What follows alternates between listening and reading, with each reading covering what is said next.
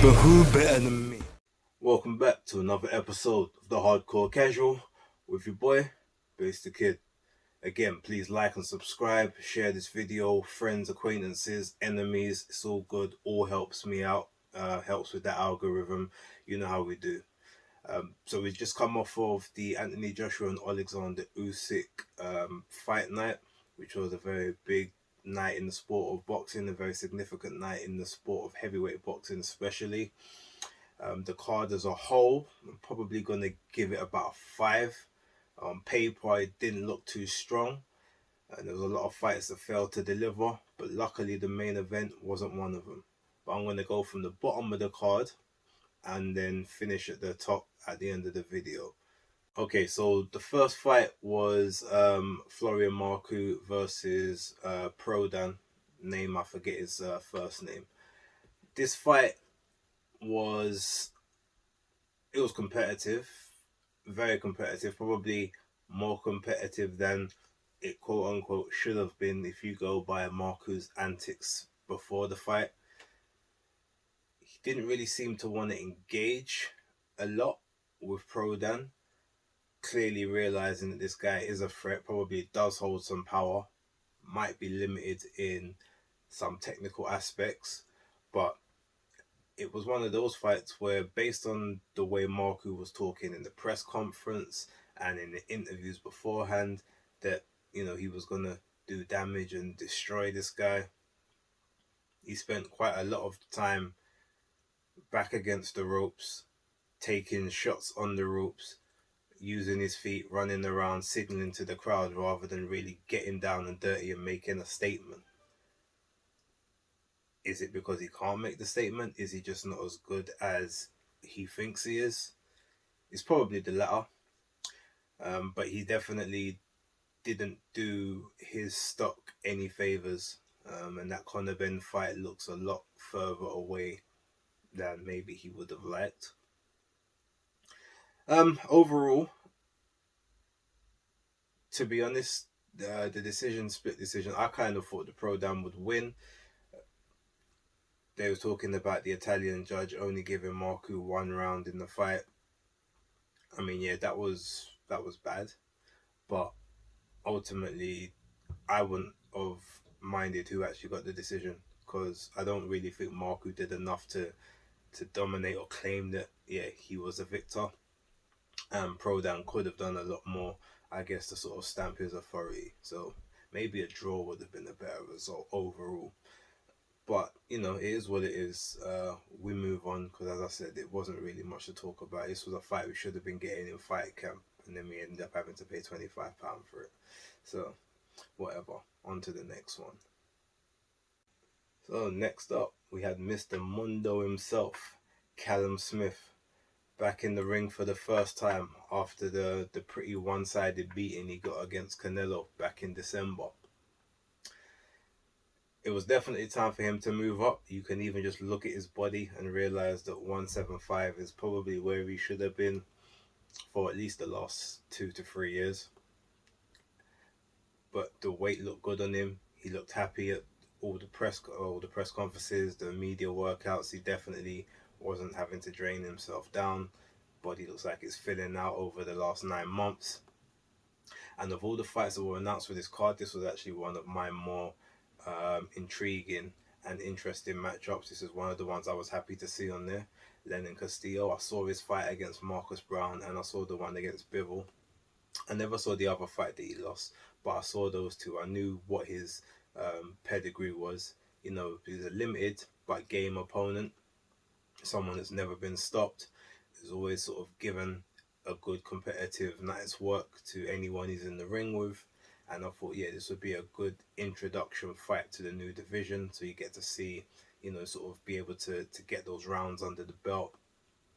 Just sort of feel into the weight, find out exactly how you're feeling, how you're taking them punches differently. Do they feel the same? And ultimately, with Callum Smith changing trainers to Buddy McGirt, I definitely thought that was a smart choice, because Buddy is a guy who gets you using your attributes a lot more, gets you moving a lot more, and gives you a lot more safety first offensive approach. Like, even though you're you're unleashing your shots and you're sort of being the aggressor, you're still moving just enough to be able to keep your head off the line, keep your feet just out of range in case someone's trying to come back and counter. Buddy McGirt seems to be very good at getting people to use them advantages. Callum Smith, pretty much before, was very much always coming down to his opponent's level, putting himself in the line of fire when he didn't need to. And that was something that I definitely wanted to see addressed. So I think someone like Buddy McGirt can actually address that. So, with all that being said, this fight pretty much showed me none of that at all. My oh my, did Callum Smith announce himself to the 175 division? That knockout was uncomfortable. Not necessarily the actual punch, but the aftermath of the punch. I've still got Oscar Valdez's knockout as my number one of the year, but it's close. I mean, Castillo was on the ground second round twitching. It almost looked like he was in a dance battle. That's how mad the twitch was. And it was concerning. It was very worrying. Luckily, Eddie Hearn's been given a report saying he's back in the. He came from hospital. He's back in the hotel now, and he's ultimately fine, which is good. But to get carried out on a stretcher, I mean, that's the talk that Billy Joe Saunders was talking before, right? Get carried out. Well, he definitely did, and I'm very keen to see what Callum Smith does next. Is he gonna jump into the domestic division that we've got here while the titles are, the titles are sort of still tied up? Is he gonna be one of the first to be able to go after Bivol? I mean, they both held the exact same title. He was a 168 WBA Super Champ. Bivol's the 175 WBA Super. So maybe that's the route to go. Is he going to try for a regular title and segue that into another title? Is he going to try and go after Joe Smith Jr.? I think that would be a very entertaining and hard hitting fight. Is he going to try for Beterbiev? There's a lot of unanswered questions, and I definitely think that he's just added a new complexity to that 175 division. And welcome to it. I'm happy with the way you announced yourself. I'm looking forward to what's coming in the future. Right, so now it's the time to talk about the person we all came to see. The person who drives the numbers in the pay-per-views. Makes you want to spend that $24.95. The guy that gives you all the talking points. Polarizing. Some love him. Some hate him. The guy that you just want to see on your screen in the prime time. In front of 30, 40, 50, 60, even 70,000 fans. Our boy Campbell Hatton. I'm fucking around. Listen, I don't know why I'm being made to pay $24.95 to watch a guy that needs to be applying a trade. He needs to learn a trade. Go bricklay. Like Manchester, they got a booming industry over there. Like in terms of the economy. Like go build some houses. Become an electrician. Literally, like you need to do something other. This is not your sport. Riding your dad's coattails is one thing, but when you're literally in the ring, walking towards your opponent like you're about to have a fight on the cobbles, I don't want to see that. 4 fights in, every single fight has been on a very big card. 3 of them have been pay-per-view, and then the last one was the fight camp, the DAZN subscription. Listen, if he's going to continue to box, he needs to be on the small hall shows. Not even small hall. He needs to be in the leisure centers, in the school gyms. Give him that work. Send him abroad. I don't want to see him until he's had 24, 25 fights, because right now he is not it. And I'm tired of having to pay money to have him in major positions on the card compared to people who have been putting in that graft for years, who are much more talented, probably even comparatively sell better tickets, not getting the opportunity just because they haven't got a famous father. Like, there's not a lot of criticism that I give Eddie Hearn the majority of the time, but that huge criticism. Even if he was gonna put him on the card, he should be on the Facebook segment before the main broadcast. If he's gotta be on the broadcast, very first fight. That time when I'm actually watching football and I don't see it, and then I'll run it back and watch it a bit later. I should not have to be subjected to him on my screen in prime time positions, especially when I'm paying my blood clot $24.95. No, sick and tired of it. I don't want to see it again. And if I see him on any of the other cards, I am not buying them just out of protest. Standard. I'll move on. Okay, so we got to the chief support. Cooled down just a little bit. I mean, to be honest, look, I wasn't heated. I'm just vexed, frustrated. I don't want to see that.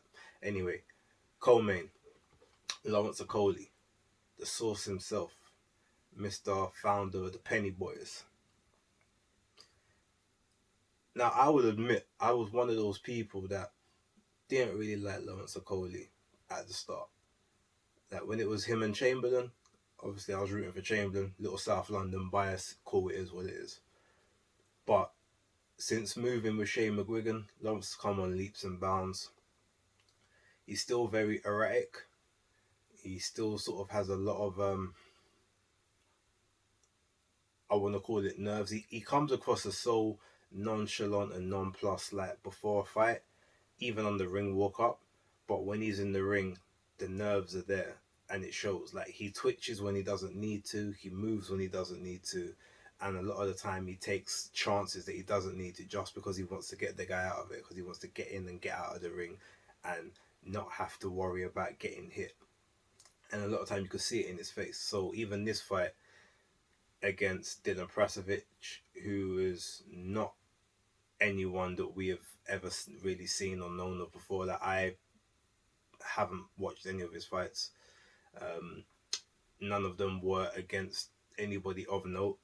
He came in with a lot of hunger and bluster in the press conference, even in the media workout. But when it got to the ring, he looked alright in the first round, but you could see that he realized there was a lot of size that he just wasn't quite prepared for. I don't literally think he realized the reach and the wingspan of Okolie, and it showed, because as soon as those jabs were starting to come in and he was trying to navigate his way through them, he was like, damn, how am I actually going to get inside? To the point where anytime he managed to get inside, even though he would technically be the better person there just because of how long Lawrence actually is, not being able to do short, sharp hooks or even uppercuts, but he just held on. He sort of ran out of ideas very quickly after the first round.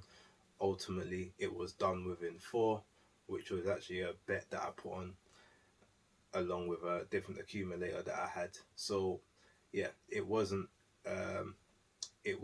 necessarily anything special for Lawrence, but he probably made a bit more of a meal of it than he had to. He definitely needs to calm down just a little bit, relax, doesn't need to twitch as much, especially against these kind of opponents. Hopefully he can get the Makabu, the Bradis, or the Gulamarian fight next. I think Makabu will probably be like the best one just to sort of gauge properly where you're at. Then Gulamarian, then Bradis if you was going to go in a specific order, because Bradis is definitely the number 1 in the division, and you probably want to wait for him to just keep getting just that tiny bit older while you're gaining that experience. But I don't know how easy the Gulamarian fight would be to make, so I'm looking forward to him. He wants to unify. He's been calling unification since he got the belt. I like the energy, and I like the commitment to the division. I know he wants to sort of get it done within the next 18 so that he can move up bridgerweight and then ultimately heavyweight, or even just go straight to the heavies. He's definitely got the size for it. Once he fills out, he'll probably be a nice 16 stone easy. But yeah, ultimately, I can't say it was a good performance. It was just a performance. He done what he needed to do. Didn't play with his food, which was what I expected, and move on to the next one.